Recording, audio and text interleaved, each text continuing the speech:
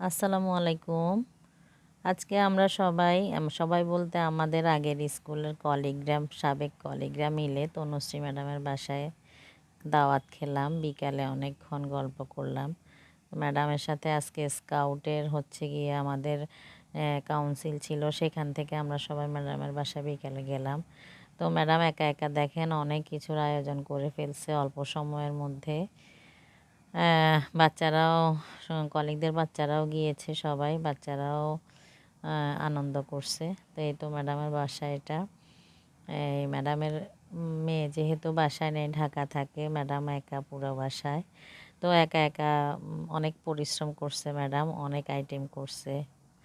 এই যে দেখেন পাবদা মাছ, তারপরে ঝাল রোস্ট, সালাদ, তারপরে ফুলকপির পাকোড়া, তারপরে কোরাল মাছ ভাজি,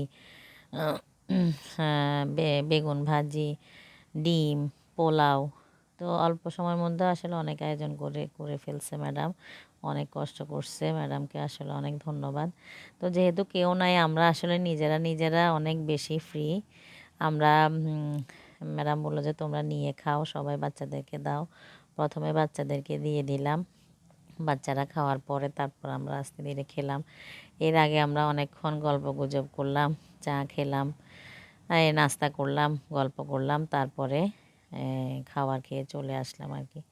তো এই তো ফাতেমা ম্যাডামও চলে যাবে ওনার বোনের বাসায়। বোন আবার রাত্রে ট্রিট দিবে।